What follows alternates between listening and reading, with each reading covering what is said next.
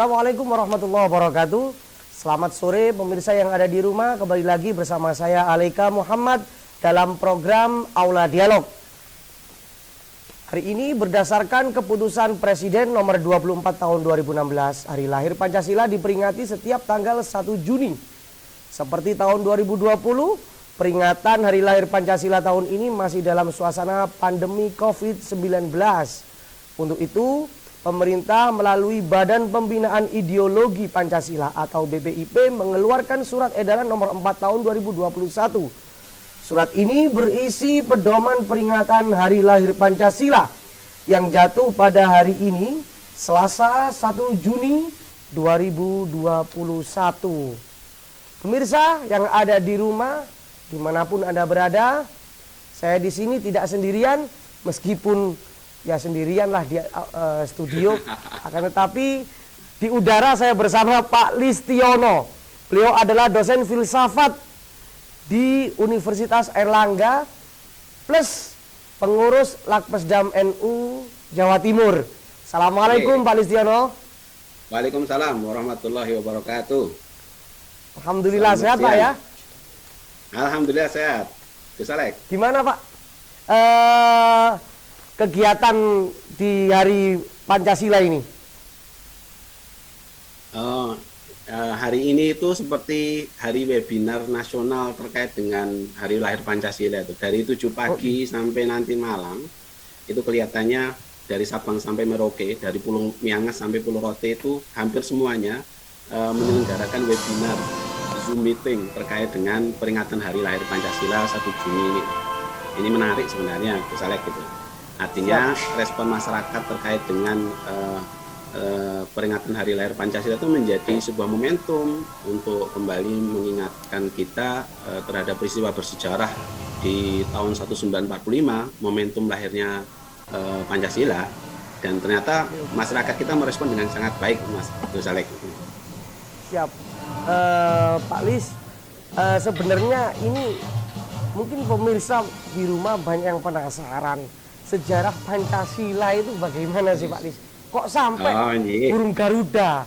Kok bukan burung-burung yang lain itu? Itu Pak Lis. Iya, Gus Alek, sebenarnya Pancasila itu warisan genuine dari the founding fathers kita itu. Kita beruntung punya the founding fathers yang begitu luar biasa, yang bisa melahirkan sebuah dasar negara yang kemudian disebut Pancasila. Ini warisan genuine karena di tahun 45 itu tahun di mana awal berdirinya negara Indonesia itu, the founding fathers kita itu sama-sama mencoba merumuskan sebelum negara ini berdiri, maka dia butuh dasar negara.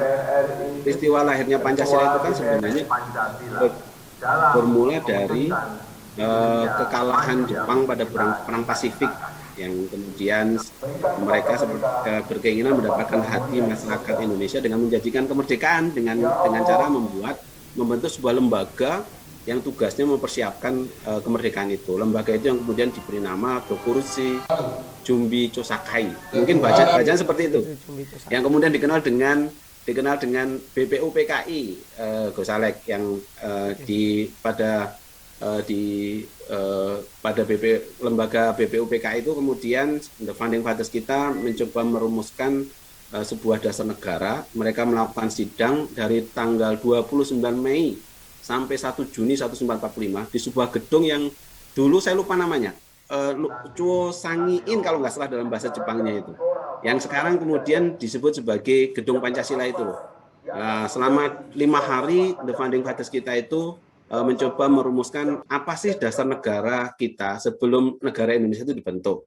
Maka the founding fathers kita itu berpidato, saling melempar argumen, sehingga mulai tanggal 29, 30 sampai 1 Juni the founding fathers kita itu melemparkan gagasan-gagasan cerdasnya itu. Sampai kemudian 1 Juni Soekarno itu berpidato yang kemudian diberi tajuk sebagai lahirnya Pancasila 1 Juni. Pidato Bung Karno itulah yang kemudian menjadi sebuah inspirasi untuk menentukan tanggal dilahirkannya Pancasila. Meskipun sebenarnya rumusan Pancasila tidak hanya lahir dari Bung Karno, lahir dari semua the founding fathers kita yang hadir pada sidang BPUPKI 29 Mei sampai 1 Juni. Itu yang menarik. Dan kemudian 29 di 29 1 Juni itu yang kemudian tonggak pidato Soekarno yang luar biasa itu, yang semua orang mengapresiasi bagaimana pidato Soekarno itu, yang di kemudian hari itulah kemudian negara menetapkan sebagai hari lahirnya Pancasila. Meskipun sampai sekarang ada orang yang memperdebatkan, Gus Alek. Ada yang 1 Juni, ada yang 18 Agustus itu loh. Ini perdebatan sebenarnya tidak perlu, tetapi tidak apa-apa sebagai sebuah perdebatan sejarah itu. 18 Agustus adalah hari di mana ditetapkannya Undang-Undang Dasar 1945. Kalau saya lebih suka menyebut 1 Juni itu lahirnya Pancasila, 18 Agustus itu hari di mana Pancasila diberi akte kelahiran itu. Ya, sehingga supaya kita tidak berdebat tentang kapan hari lahirnya Pancasila itu. Begitu Gus Alek. Begini, mungkin bukan hanya satu tokoh seperti Bung Karno, meskipun beliau juga founding father, Pak Lis ya. Apakah dalam perumusan sejarah berdirinya, sejarah lahirnya Pancasila itu juga ada pro kontra dari banyak tokoh gitu Pak Lis? Misalkan kok sampai peran Soekarno itu begitu dominan, atau bahkan ada yang menyangkal atau ada yang mengusulkan seperti itu Pak Lis? Mungkin bisa diceritakan sedikit? Ada. Justru menurut saya sidang BPUPKI itu merupakan ketegangan kreatif dari the founding fathers kita dalam merumuskan dasar negara itu. Ketegangan kreatif yang berakhir dengan sebuah kebahagiaan gitu loh. Di sana hadir pada 29 Mei sampai 1 Juni itu ada beberapa tokoh yang berpidato. Ada Yamin, itu berpidato tanggal 29 Mei yang dia melontarkan beberapa istilah yang di dalam yang dia belum menyebut itu. Ada peri kebangsaan, ada peri kemanusiaan, ada peri ketuhanan, ada peri kerakyatan, ada kesejahteraan rakyat. Kemudian 30 Mei ada Supomo yang juga dia berpidato juga bicara tentang persoalan dasar negara, yang dia sebut ada persatuan, nilai-nilainya ada persatuan, ada kekeluargaan, ada mufakat atau demokrasi, ada musyawarah, dan ada keadilan sosial. Nah, 1 Juni ya, 1 Juni itu ada tokoh yang monumental, meskipun ya ada tokoh lain yang monumental. Soekarno berpidato yang kemudian pidato itu tanpa teks, yang dia beri tajuk sebagai lahirnya Pancasila, yang dia mengusulkan lima nilai: kebangsaan Indonesia, internasionalisasi atau yang kemudian sering disebut sebagai peri kemanusiaan, ada mufakat dan demokrasi, ada kesejahteraan rakyat, ada ketuhanan yang maha esa. Nah, sampai pada 1 Juni itu terjadi perdebatan yang begitu luar biasa antara kelompok nasionalis dan kelompok religius Islam, yang kemudian BPUPKI memerintahkan ada 9 orang atau yang disebut dengan panitia 9 untuk bersidang di luar sidang BPUPKI 29 Mei 1 Juni. Ya kan? Yaitu pada tanggal 22 Juni 1945 itu ada panitia 9 yang berdialog, berdiskusi intens terkait dengan mencoba menjembatani berbagai perdebatan yang muncul pada waktu 29 Mei sampai 1 Juni itu. Panitia 9 itu yang ada, kalau saya tidak lupa menyebutnya, ada Soekarno, ada Hatta, ada Kiai Wahid Hasyim, ada Abdul Kahar Muzakir, ada Agus Salim, ada Abi Kusno, ada Maramis dan sebagainya itu. Nah, tanggal 22 Juni mereka melakukan rapat internal yang disebut dengan Panitia 9, yang kemudian Panitia 9 itu membuat sebuah rumusan, maka lahirlah sebuah keputusan yang kemudian disebut sebagai Piagam Jakarta pada tanggal 14 Juli 1945. Nah, Piagam Jakarta itu yang kemudian awalnya diterima sebagai sebuah dokumentasi yang berisi tentang dasar filsafat negara Indonesia yang di dalamnya memuat Pancasila. Itu 14 Juli 1945.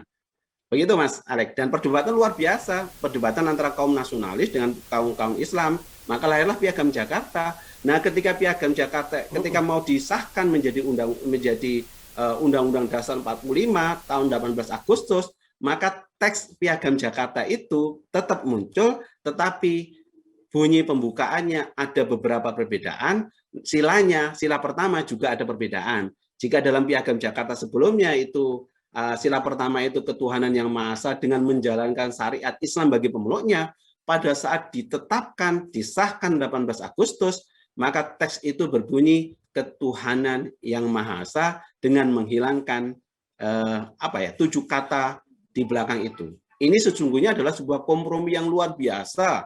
Ini adalah sebuah, kalau saya menyebut, ini bagaimana kelompok-kelompok Islam begitu sangat legowo untuk menerima teks 7 kata itu bisa dihilangkan demi persatuan dan kesatuan bangsa. Ini luar biasa sebenarnya. Ini yang saya sebut sebagai ketegangan kreatif. Bagaimana ketegangan antara nasionalis dengan kelompok Islam itu ternyata bisa menghasilkan sebuah produk genuine yang kemudian lahir namanya Pancasila sampai sekarang. Dengan teks 5 silanya, Pancasila, 1 ketuhanan yang Maha Esa, 2 kemanusiaan yang adil dan beradab, persatuan Indonesia, kerakyatan yang dipimpin oleh hikmat kebijaksanaan dalam permusyawaratan perwakilan, dan yang 5 adalah keadilan sosial bagi seluruh rakyat Indonesia. Itu adalah kompromi politik yang begitu luar biasa, mencoba menjembatani kelompok nasionalis di pihak tertentu dan kelompok yang lain, kelompok Islam di pihak yang lain. Itu Gus Alex. Oke, Pak Lestiono, sangat luar biasa sekali statementnya mengenai sejarah lahirnya Pancasila. Mungkin ditahan dulu untuk pertanyaan-pertanyaan selanjutnya. Pemirsa, jangan kemana-mana, tetap setia bersama kami. Kita rehat sejenak setelah pesan-pesan berikut ini.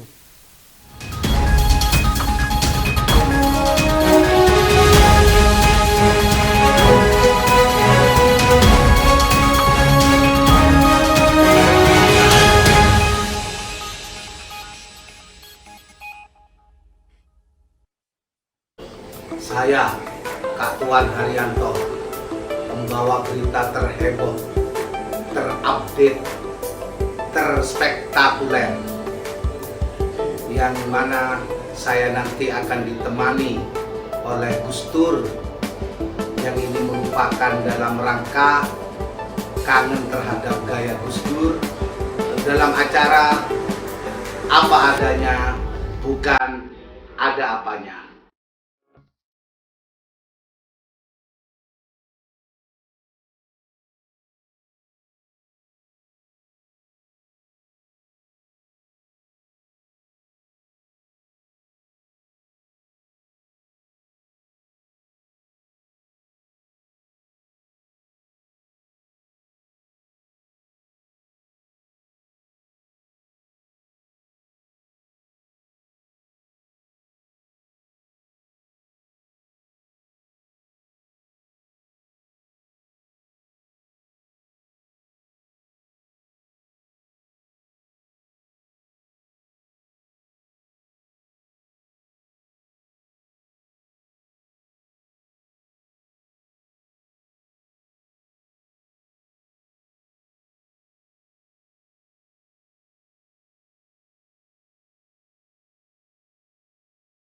Saya Muhammad Khalil dapat berjumpa kembali dalam program Aula Dialog. Dalam media sosial, maka bahasa itu dapat berwujud dengan bahasa lisan dan bahasa tulis. Kita akan berbincang mengenai tema kita kali ini, yaitu terkait tentang mudik dilarang, tapi wisata boleh buka. Bagaimana menurut Anda?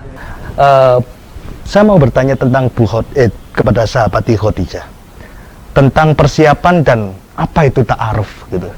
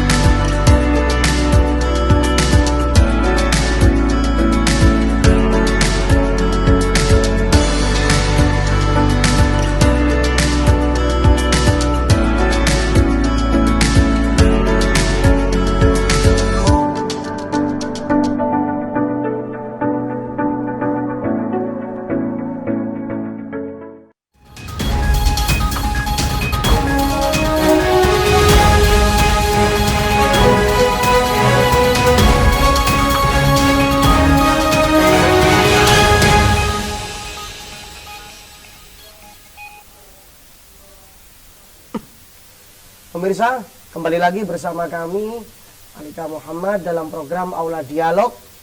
Terima kasih sudah setia di channel AMTV. Masih bersama Pak Listiono. Pak Listiono, semangat ya. Oke, siap. Ya, siap. Ini kayaknya karena Pak Listiono kan dosen, biasanya memberikan pertanyaan-pertanyaan kepada mahasiswa. Nah, karena ini saya mahasiswa, Pak Lis, sekarang saya ingin memberikan pertanyaan ke dosen. Seperti itu. Jadi, Pak Listiono, ceritanya itu bagaimana sih? Sosok Bung Karno sendiri bisa menyampaikan gagasannya, mulai awal gagasan Trisila hingga menjadi Pancasila. Itu sejarahnya gimana? Apakah pikirannya Bung Karno itu ada pengaruh dari luar atau karena memang kecerdasan dari nalurinya? Mungkin bisa diceritakan, Pak Lis. Bung Karno itu kan sosok orator ulung, Gus Alek. Ya kan?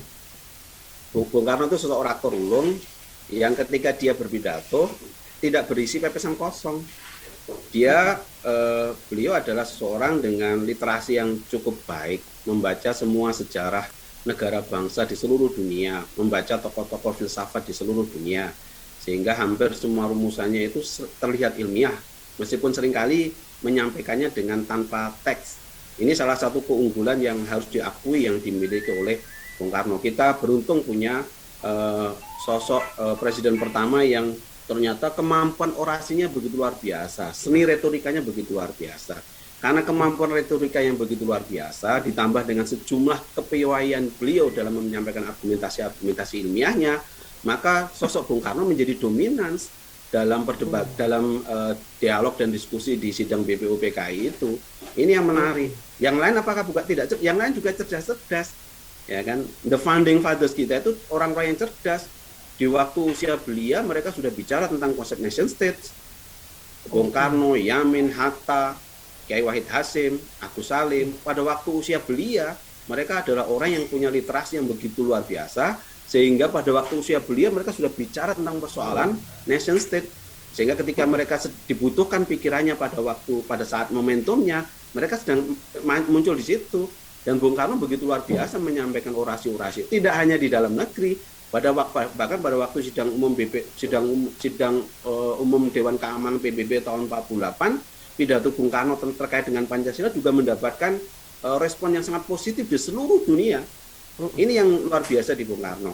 Nah, sebenarnya rumusan bagaimana Soekarno kemudian merumuskan Pancasila. Sebenarnya Pancasila dulu sebenarnya. Kemudian dia mengatakan bahwa kalau Pancasila itu susah diterjemahkan, ya muncullah kemudian bolehlah kemudian kita menerjemahkan Trisila. Bolehlah kemudian kita menerjemahkan Ekasila. Sebenarnya bukan untuk mengubah Pancasila dari 5 sila menjadi 3 sila, kemudian menjadi 1 sila, bukan. Dia ingin mengatakan bahwa untuk memudahkan pemahaman perspektif terkait dengan Pancasila, muncullah kemudian diterjemahkan dengan Trisila, kemudian diterjemahkan dengan Ekasila. Trisilanya itu internasionalisme, kemudian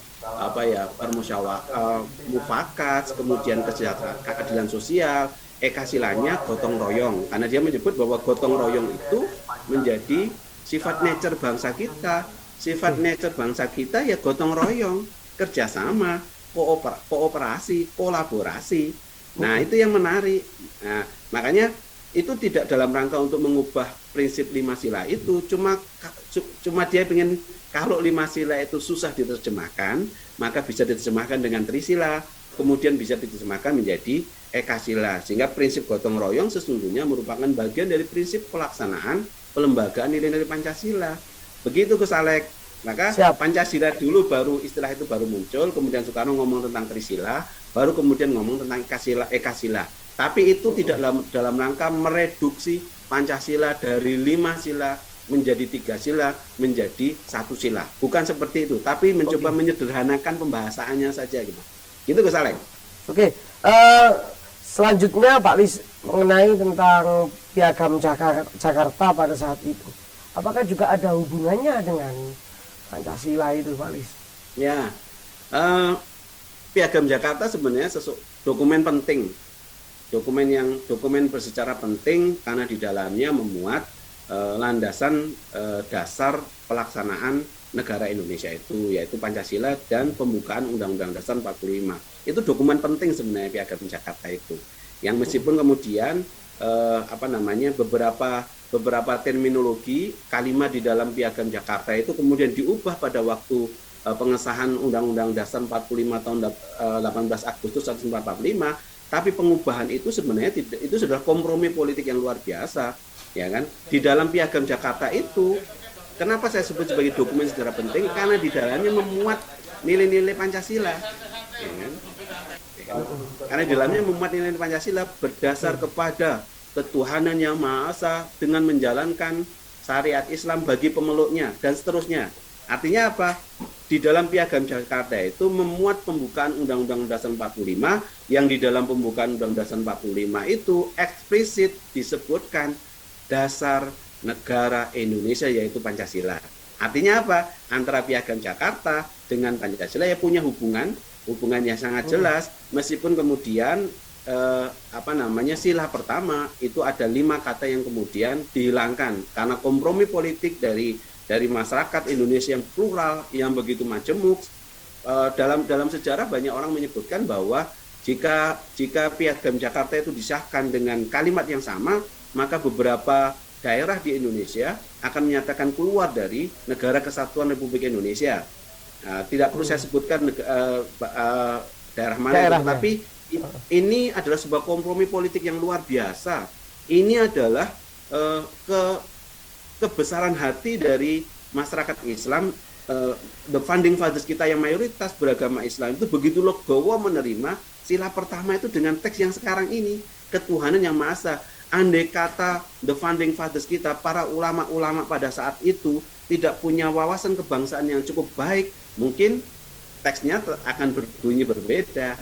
Ini yang menurut saya harus menjadi pelajaran penting bagi kita. Sehingga kalau sekarang kemudian tiba-tiba orang pengen menghidupkan lagi ke Piagam Jakarta, berarti ada sesuatu yang bermasalah dalam perspektif itu. Wong sudah selesai tahun 1945 kok kemudian mencoba dihidupkan lagi, berarti ada sebuah persoalan politik, ada konstelasi politik yang tidak piawai yang dibangun dalam konstruksi berpolitik Indonesia itu. Sesuatu yang sudah selesai, sesuatu yang legowo diterima.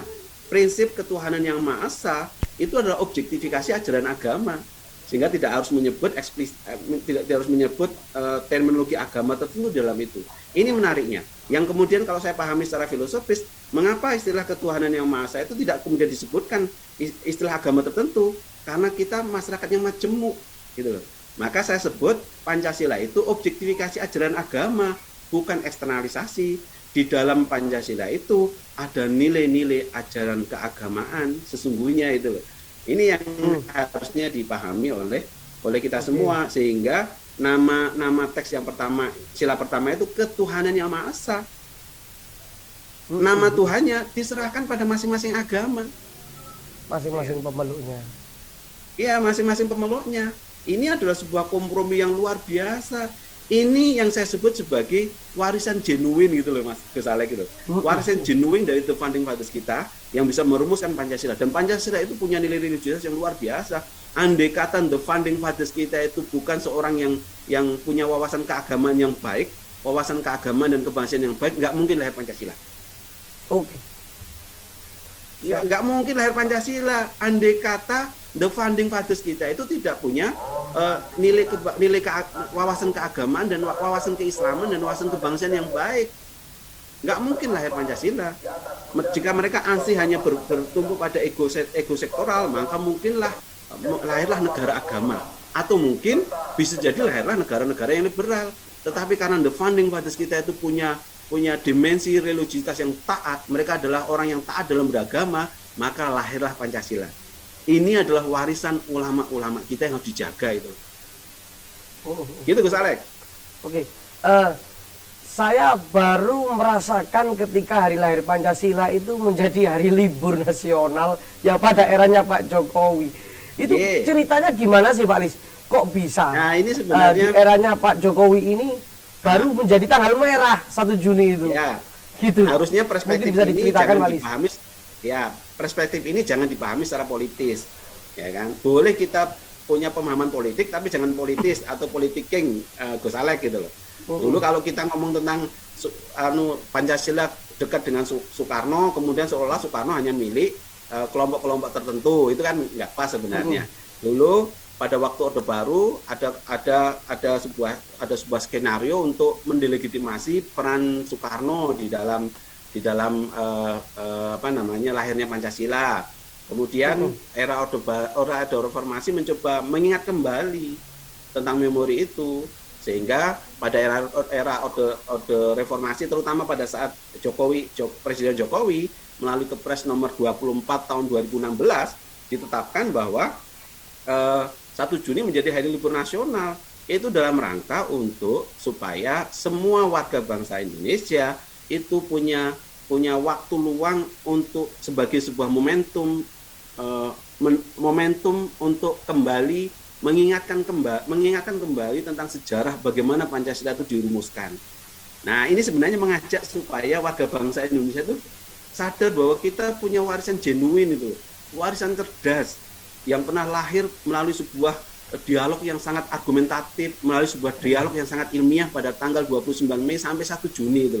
Nah, supaya warga bangsa itu mengingat. Bayangkan Gus Alex, sejak era Orde Reformasi tahun 1998 sampai sekarang, sampai 2000 berapa itu ya, itu muncul sebuah undang-undang namanya Undang-Undang Siddinas tahun nomor 20 tahun 2003 itu, yang menghilangkan mata pelajaran Pancasila dari SD, SMP sampai perguruan tinggi itu. Maka praksis generasi anak kandung murni era Orde Reformasi itu seperti tidak punya pemahaman yang baik tentang Pancasila itu apa, bagaimana Pancasila dan untuk apa Pancasila itu loh, ya kan? Nah, ini yang kemudian setelah itu kemudian mencoba diingatkan kembali bahwa mengingat sejarah masa lalu itu tetap menjadi bagian penting supaya generasi anak kandung era reformasi dan generasi milenial diingatkan bahwa kita pernah punya peristiwa sejarah penting lahirnya Pancasila sebagai dasar negara yang kemudian menjadi sebuah ideologi bangsa. Gitu Gus Alex. Siap. Oke, Pak Lis, mungkin kita tahan dulu, kita rehat sejenak. Pemirsa juga jangan kemana-mana, tetap setia bersama kami dalam program Aulia Dialog. Kita tunggu setelah pesan-pesan berikut ini.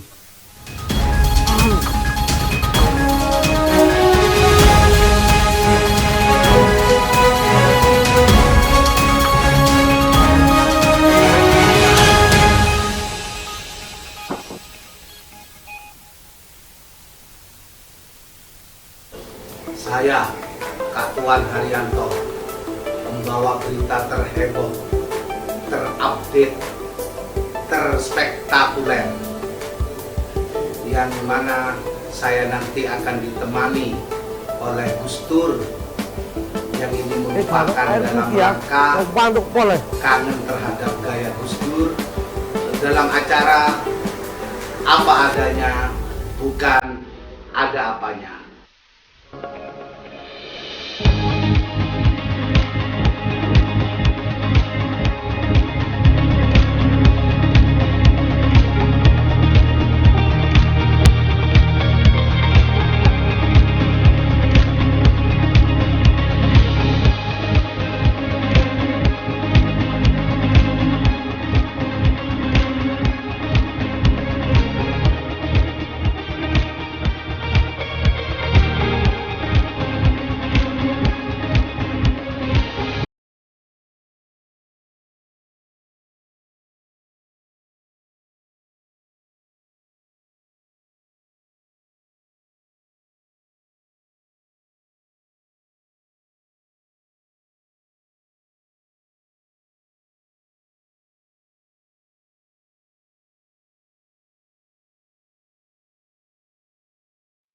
Saya Muhammad Khalil dapat berjumpa kembali dalam program Aulia Dialog. Dalam media sosial, maka bahasa itu dapat terwujud dengan bahasa lisan dan bahasa tulis. Kita akan berbincang mengenai tema kita kali ini, yaitu terkait tentang mudik dilarang, tapi wisata boleh buka. Bagaimana menurut Anda?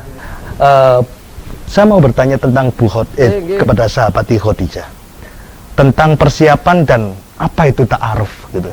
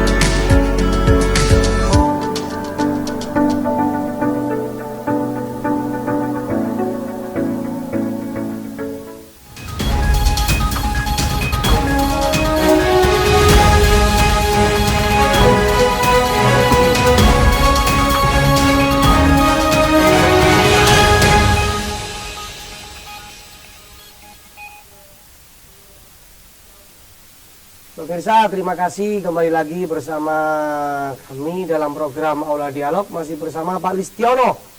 Pak Listiono, masih semangat ya? Amin. Ya. Ya. Pak Lis, ini sangat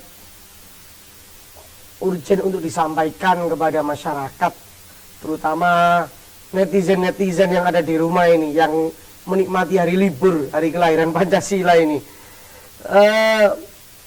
Saya sering melihat di konten YouTube ataupun sosial media, banyak orang melakukan sosial eksperimen. Bahkan ada anak-anak zaman sekarang, Pak Lis, itu nggak hafal Pancasila. Bahkan bentuk Pancasila, logonya Pancasila, itu nggak tahu. Lebih tahu logonya aplikasi game online. Nah, ini mohon untuk diceritakan kepada pemirsa, kepada masyarakat ataupun penonton setia AMTV, urgensi daripada pendidikan Pancasila itu sendiri, Pak Lis. Ya, Mas Ruswan, Kesalek. Ini sebenarnya sebagai resiko dari ketika Pancasila sudah tidak lagi menjadi salah satu mata pelajaran di dalam di tingkat sekolah dasar sampai ke perguruan tinggi, itu dalam Undang-Undang Sidiknas nomor 20 tahun 2003 loh ya. Nah, padahal untuk sebagai sebuah ideologi bangsa, maka dari sejak kecil semua warga bangsa Indonesia memang harus ditanamkan nilai-nilai Pancasila itu, tidak harus dalam bentuk knowledge, tetapi dalam perilaku dan tindakan sehari-hari. Ini yang disebut dengan Pancasila dalam praktek keseharian itu loh, ya kan? Tetapi meskipun begitu, sebagai sebuah sistem ideologi, setiap anak didik itu juga seharusnya juga mengetahui tentang Pancasila. Makanya dulu waktu saya kecil, setiap hari Senin itu kan selalu ada upacara bendera yang di situ melafalkan Pancasila itu loh. Itu sebenarnya sebagai sebuah pembiasaan supaya struktur kognisi anak didik itu juga ada sebuah narasi tentang Pancasila dalam pikirannya itu loh. Itu pembiasaan meskipun awalnya sebuah hafalan, tetapi dalam menghafal itu kemudian seharusnya diberikan sebuah tindakan-tindakan praktis terkait dengan yang disebut dengan perilaku Pancasila itu seperti apa sih? Toleransi, suka menolong, disiplin, berpikir kreatif, berpikir kritis, kemudian saling membantu, bersikap moderat, kan menjadi kebiasaan hidup sehari-hari sejak kecil. Artinya apa? Pancasila tidak cukup hanya diketahui sebagai sebuah sistem pengetahuan. Hafal saja tidak cukup, tetapi tetap itu penting. Pengamalan itu ya? Iya, penting karena itu sebagai salah satu untuk menanamkan struktur kognisi anak didik itu, ada narasi tentang Pancasila di dalamnya, ya kan? Dibarengi dengan praktek tindakan-tindakan konkret tentang praktek berpancasila itu seperti apa. Nah, itu harusnya leveling tentang pembelajaran Pancasila, pembiasan Pancasila dari tingkat sekolah dasar sampai ke perguruan tinggi, dari PAUD sampai ke perguruan tinggi memang harus berbeda-beda levelnya. Anak-anak PAUD TK yang nggak perlu diperdebatkan tentang persoalan tentang lahirnya Pancasila secara filosofis, nggak penting. Tetapi praktek berpancasila mereka harus dilakukan, misalnya berdoa sebelum melaksanakan aktivitas sehari-hari, menghormati orang tua, menghormati orang yang beragama berbeda. Praktek itu harus dibiasakan sejak kecil, ya kan? Nah, kalau nanti sudah tingkat perguruan tinggi, sudah levelnya sampai pada mahasiswa, pembiasaan dan kebiasaan tentang perilaku Pancasila itu sudah tertanamkan sejak dini. Maka ketika dia mahasiswa, dia sudah terbentuk karakter Pancasilanya. Sehingga pada waktu mahasiswa, perdebatannya sudah filosofis dan argumentatif tentang bagaimana tantangan Pancasila, bagaimana implementasi Pancasila dalam struktur politik, bagaimana implementasi Pancasila dalam struktur ekonomi kita itu loh. Itu akan menjadi lebih menarik itu loh, sehingga pembelajaran Pancasila tidak bersifat doktrinasi, tidak doktrinnya, tetapi melalui pembiasaan dan penciptaan perilaku. Nah, kenapa sekarang generasi milenial banyak yang tidak hafal? Salah satu resiko dari ketika munculnya era Orde Reformasi, semua hal yang berbau Orde Baru dan dilalai. Ini menurut saya ini kesalahan sejarah juga. Ketika pada waktu Orde Baru, Pancasila itu begitu lekat dalam kekuasaannya Orde Baru, sehingga antara Pancasila dengan Orde Baru itu identik gitu loh. Sehingga ketika masyarakat sedang jenuh dengan Orde Baru, mengkritik Orde Baru, tiba-tiba ikut mempersoalkan Pancasila itu loh. Padahal Pancasila itu tidak pernah terkait dengan rezim. Siapapun rezimnya, Pancasila menjadi nilai dasar bagi keutuhan negara kesatuan Republik Indonesia itu. Siapapun rezimnya, mulai dari Orde Lama, Orde Baru, Orde Reformasi, dan era sekarang ini itu loh. Pancasila menjadi tolak ukurnya. Pancasila itu sebagai asas moral, sila pertama, sila kedua asas moral dalam bernegara, sila ketiga dan sila keempat itu adalah sistem berpolitik dalam bernegara itu, sila kelima itu tujuan dalam bernegara. Siapapun presidennya, maka Pancasila tidak pernah berhubungan dengan siapapun presidennya. Pancasila berhubungan dengan konsepsi nation state ini loh. Ya kan, sehingga Orde Reformasi kemudian saat itu salah paham memahami bahwa kalau soal Pancasila itu identik dengan Orde Baru, sehingga ketika Orde Baru digulingkan, maka kemudian muncullah banyak orang mempertanyakan Pancasila, sehingga P4 dihapuskan, BP7 dihapuskan, dan tragisnya kemudian adalah pelajaran Pancasila juga dihapuskan dari sejak SD, SMP, SMA sampai perguruan tinggi. Akibatnya apa? Narasi anak kandung generasi reformasi itu tidak punya narasi tentang Pancasila itu loh. Meskipun mereka secara objektif melaksanakan Pancasila, tapi mereka nggak punya narasi itu. Nah, sesat di hulu kembali ke pangkal jalan. Maka sekarang sudah ditata kembali untuk mengembalikan lagi roh itu, bagaimana pelajaran Pancasila dikembalikan lagi dalam mata pelajaran di tingkat SD, SMP, SMA sampai perguruan tinggi. Struktur kognitif penting. Meskipun yang paling penting adalah bagaimana praktek kehidupan sehari-hari. Itu yang harusnya dijadikan sebagai tolak ukur. Berarti P4 hari ini juga masih urgent, Pak Alis ya? Gimana? P4 kayak masih urgent ya hari ini ya? P4 itu kan semacam bagaimana proses sosialisasi nilai-nilai Pancasila ke dalam masyarakat. Itu sebenarnya bagaimana Orde Baru mencoba menerjemahkan secara sederhana bagaimana sih tolak ukur indikator orang berpancasila itu, maka muncullah P4 dengan butir-butir Pancasilanya melalui BP7. Itu kan sebenarnya salah satu upaya bagaimana Orde Baru mencoba menerjemahkan Pancasila dalam praktek kehidupan sehari-hari. Penting tapi Pak Lisa. Sayangnya kemudian P4 itu terlalu doktrinatif, terlalu lekat dengan narasi kekuasaan, sehingga seolah-olah P4 itu menjadi alat legitimasi dari negara untuk membungkam setiap kegiatan, setiap pemikiran-pemikiran yang berseberangan dengan negara saat itu, sehingga Pancasila menjadi alat legitimasi kekuasaan politik demi kekuasaan, bukan demi nation state. Ya kan, itu persoalannya itu loh. Sehingga kalau kemudian orang mengatakan pada waktu Orde Baru itu demokrasinya adalah demokrasi Pancasila, kasihan Pancasilanya itu loh. Ya kan? Karena menjadi objek penderita di sana. Tetapi P4 sebenarnya menjadi salah satu bentuk kegiatan bagaimana nilai Pancasila itu mencoba disosialisasikan dan diimplementasikan. Sayangnya metodenya terlalu doktrinasi itu, ya kan? Terlalu apa ya?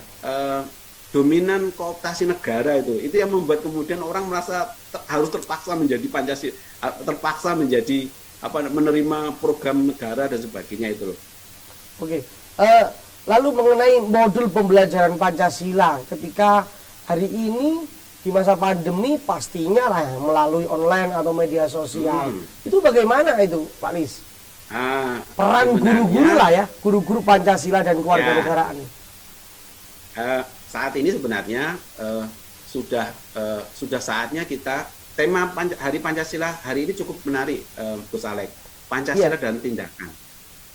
Artinya bagaimana nilai Pancasila itu diamalkan dalam praktek kehidupan sehari-hari, baik sebagai warga negara kalau dia warga negara, maupun sebagai pejabat negara kalau dia elit penguasa.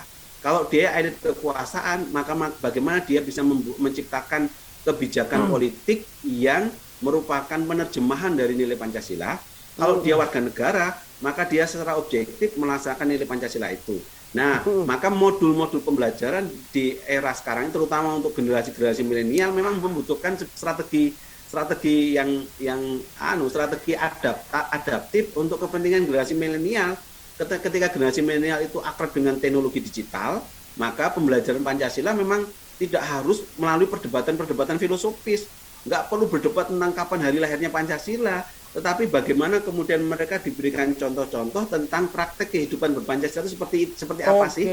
Dibuatkan video, agar menjadi pribadi yang Pancasilais gitu ya? Iya, menjadi pribadi Pancasila seperti apa, dan harusnya ada teladan-teladan tertentu. Teladan-teladan tertentu itu yang kemudian dieksplorasi. Saya yakin kok di negeri ini masih banyak sosok-sosok yang bisa menjadi teladan dalam praktek pengamalan Pancasila. Masih banyak itu.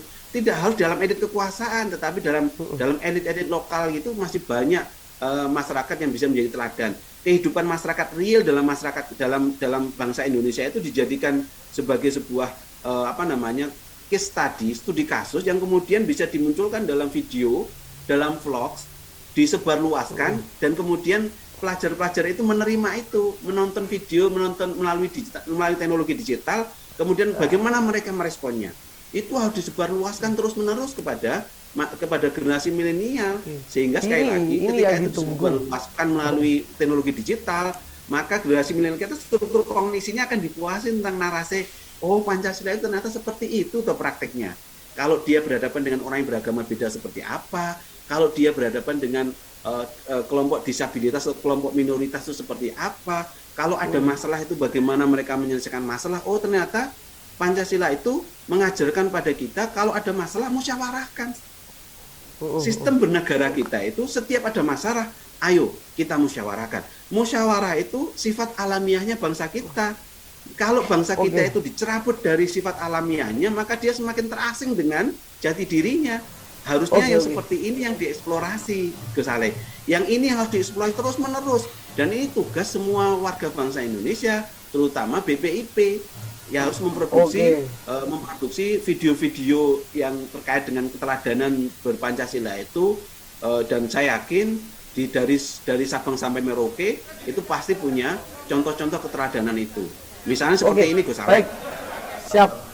Pak Lis, ditahan dulu Pak Lis ya. Mungkin kita lihat sejenak setelah pesan-pesan berikut ini. Ya, yeah.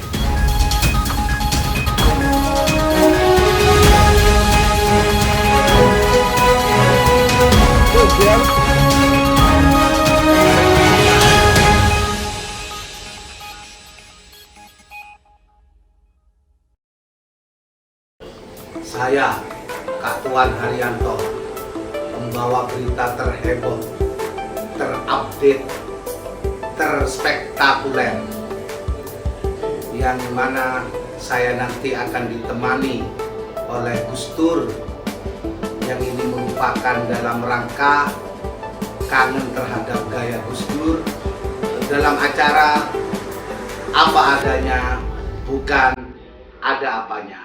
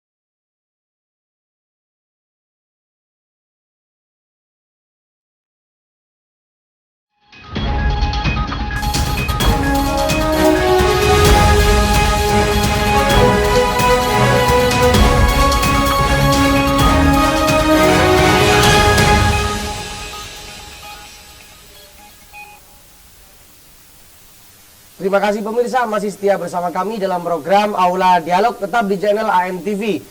Oke, masih bersama Pak Listiono.